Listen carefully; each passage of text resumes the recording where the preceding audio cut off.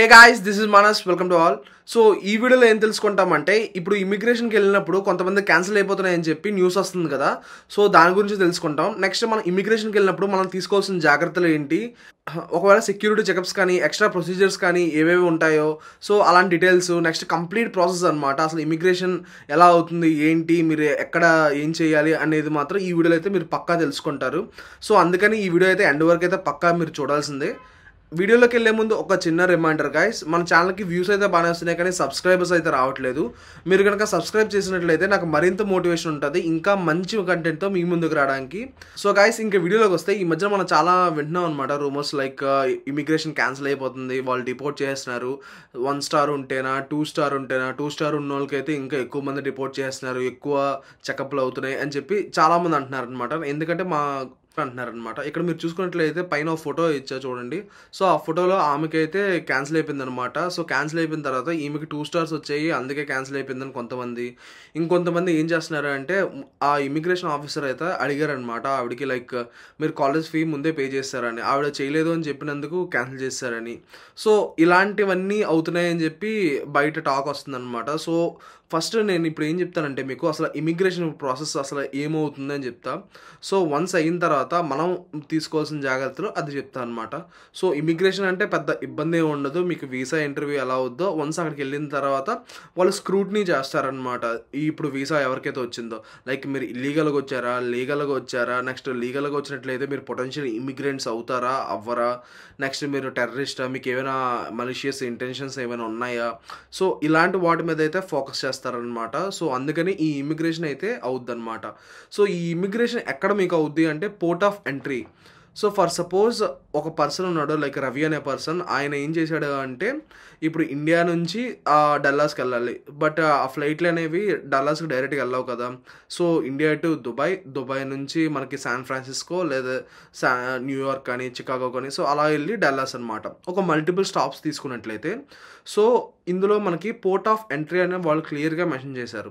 అంటే port of entry అంటే యుఎస్ఏలో మీరు ఏదైతే ఫస్ట్ స్టాప్, అది న్యూయార్క్ కావచ్చు, చికాగో కావచ్చు, ఏదైతే అది, సో ఫస్ట్ స్టాప్ ఎక్కడైతే ఆగుతారో అక్కడ మాత్రమే మీరు ఇమిగ్రేషన్ అవుద్ది అనమాట.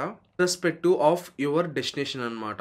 ఒకవేళ మీ డెస్టినేషన్ ఏదైనా కావచ్చు, బట్ మీరు ఎక్కడైతే యూఎస్ఏలో ఫస్ట్ ల్యాండ్ అవుతారో ఆ ఎయిర్పోర్ట్లోనే ఇమిగ్రేషన్ అవుద్ది అనమాట. నెక్స్ట్ కొన్ని ఎయిర్లైన్స్ ఉంటాయి, లైక్ ఇతిహాడ్ అలాంటి ఎయిర్లైన్స్కి అయితే అబుదాబీలో ఇమిగ్రేషన్ అయిపోద్ది. సో అక్కడ కూడా ఏమైనా తక్కువ చూస్తారంటే కొంతమంది అంటున్నారు అనమాట, ఇక్కడ అబుదాబీలో అయిపోతే సింపుల్గా అయిపోద్ది, నెక్స్ట్ ఒకవేళ యూఎస్ఏలో అయినట్లయితే కొంచెం కష్టం అవుద్ది అని. సో అలా ఏమి ఉండదు, ఎక్కడైనా ఒకటే అనమాట ఇమిగ్రేషన్, సేమ్ వీసా లాగే. సో ఏదైనా మన ఆన్సర్స్ మీద డిపెండ్ అవుద్ది కదా. సో ఇక్కడ అలాగే అక్కడ ఉండే వాళ్ళ మైండ్ సెట్ మీద డిపెండ్ అవుద్ది అనమాట. సో ఇప్పుడు ఇమిగ్రేషన్ ప్రాసెస్కి వద్దాం. సో ఇమిగ్రేషన్ ప్రాసెస్ ఏంటి అంటే, ఫస్ట్ మీరు వెళ్తారు కదా. సో వెళ్ళిన తర్వాత, ఫస్ట్ మీరు ఎయిర్పోర్ట్లో ల్యాండ్ అయ్యాక మీరు మీ పాస్పోర్ట్ని కానీ, నెక్స్ట్ మీ సపోర్టింగ్ డాక్యుమెంట్స్ I-20 సంథింగ్ వాళ్ళు ఏమైతే రిక్వెస్ట్ చేస్తారో ఆ డాక్యుమెంట్స్ మనం పాస్ చేసినట్లయితే వాళ్ళు చూస్తారు. వాళ్ళు చూసి లైక్ బేసిక్ క్వశ్చన్స్ అడుగుతారు. మనందరం ఇంటర్నేషనల్ స్టూడెంట్స్ కాబట్టి, లైక్ ఏ యూనివర్సిటీ, ఏ కోర్సు, సో మీరు ఏం చేయడానికి వచ్చారు, what's your purpose for USA, so ఇలా కొన్ని బేసిక్ క్వశ్చన్స్ అడుగుతారనమాట. అదే మనం ట్రావెలింగ్లో అయినా సరే, ఎక్కడ మీరు ఉంటారు, ఇది ఉంటారు, ఎక్కడ మీరు ఉంటారు, మీ రిటర్న్ ప్లేన్ టికెట్స్ బుక్ చేసుకున్నారా, సంథింగ్ ఇలా ఒక్కొక్క దానికి ఒక్కొక్క రిలేటెడ్గా అడుగుతారనమాట. సో వాళ్ళకి నమ్మకం వచ్చినట్లయితే వాళ్ళు జస్ట్ 30 to 40 సెకండ్సే ఎంతో చూస్తారు. వాళ్ళకి నమ్మకం వచ్చినట్లయితే ఓకే అని చెప్పి మీ పాస్పోర్ట్ తీసుకొని, మీ వీసా ఉంది కదా, ఆ వీసా దగ్గర ఆన్ అరైవల్ స్టాంప్ వేస్తారనమాట. సో మీ ఇమిగ్రేషన్ సక్సెస్ఫుల్ అయిపోయినట్టే అక్కడితో. సో ఒకవేళ వాళ్ళకి ఏమైనా కొంచెం డౌట్ వచ్చినా సరే, ఇంకో పక్క లైన్లోకి సెకండ్ ఇమిగ్రేషన్లోకి పంపిస్తాడనమాట.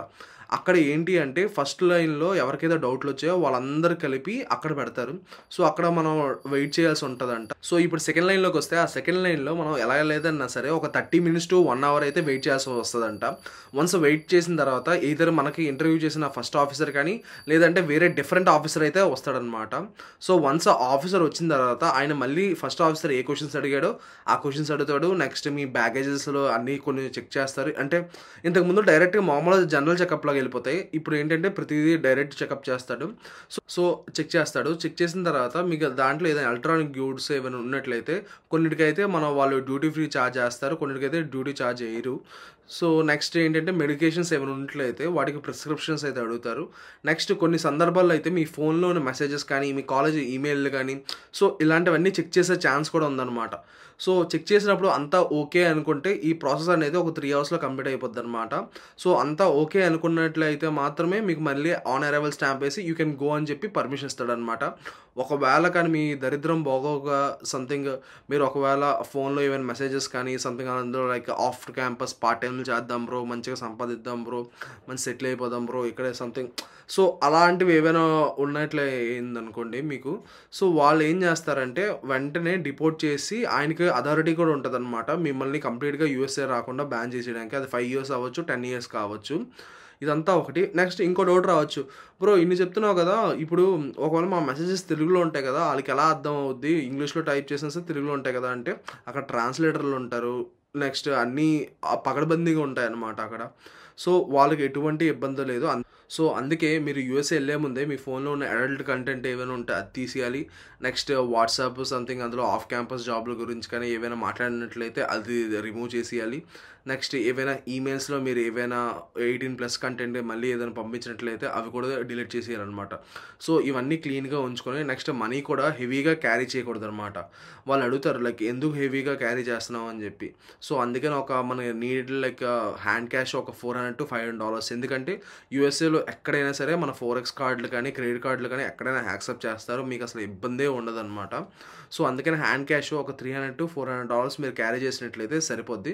నెక్స్ట్ మెడికేషన్స్ మీరు ఏదైతే తెచ్చుకుంటున్నారో అవన్నీ వాటికి ప్రిస్క్రిప్షన్స్ కూడా తెచ్చుకోండి అనమాట.